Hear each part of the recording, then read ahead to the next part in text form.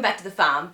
My name's Roz, also known as Passion Flower, and you'll find me here each week talking about my farming and creative life. After the big news of the shed completion last week, there really isn't that much to report on this week around the farm.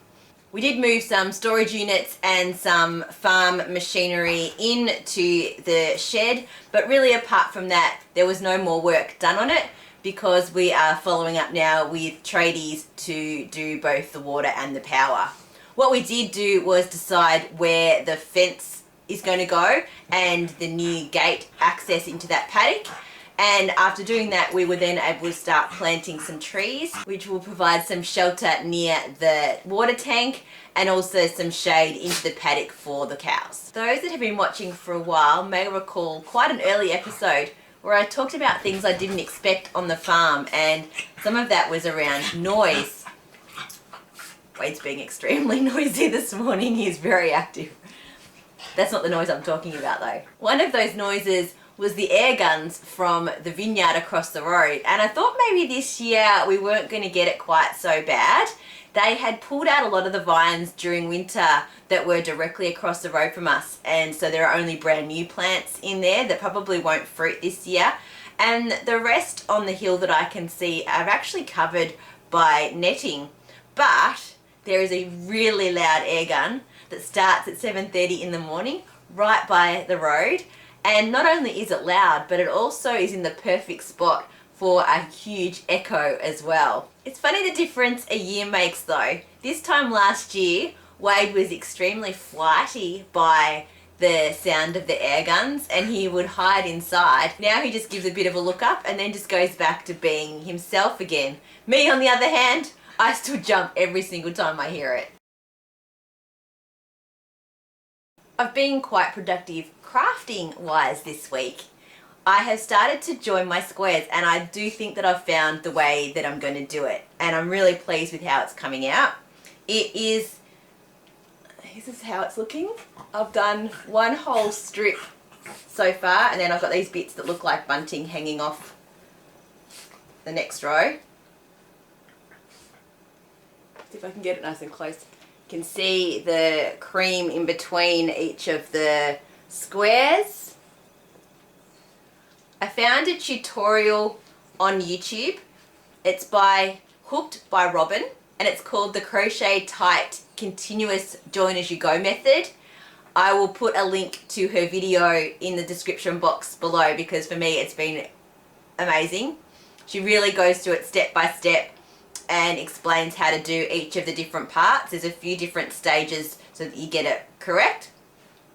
What I've done is I've printed out my design on a piece of paper, and as I join the squares I'm ticking them off so that I make sure that I get them in the right order. And for a non-crocheter, I think I'm doing quite a good job. It's coming up looking fairly neat. I know there are some mistakes, but it's pretty good, and I think with some blocking it'll work out fine.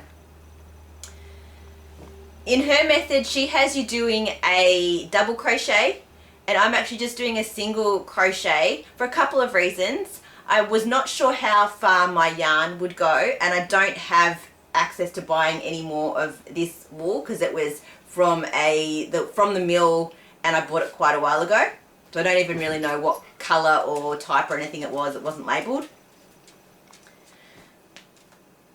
And also I wanted the knitting to be the star and the patterns of the knitting and not have really thick cream stripes through. I just wanted to have it as a joining feature.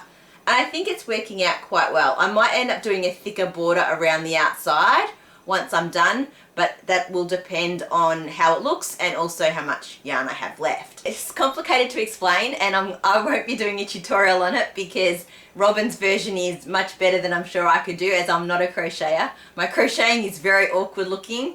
It's getting the job done, but it's certainly no picture of how anyone should actually crochet. So you start and go up and around and you join them all, and then you go across, and then you add your strips across again, and then you go up and down and join them. Again, go watch her video because hers is much better than mine. The other thing I've been working on is a scarf design that I'm planning on releasing this winter. I had a bit of an inspiration for a textured scarf pattern. So I did some writing and some charting, and now I'm up to some test knitting. So here it is here. That's one side and there's the other. So they're not identical, but it's definitely reversible. And I think for a scarf pattern, that's really important because when you wrap it around, it's very difficult to make sure it's the right way in. So I wanted it to be beautiful and similarly textured on both sides. I've talked about designing a couple of times before when I released my poncho pattern, and also when I was just playing around with a shawl pattern. The shawl pattern is definitely on the back burner. I've got lots of ideas about a shawl pattern in my head, and I just haven't really had the time or put in the time to really formulate that properly.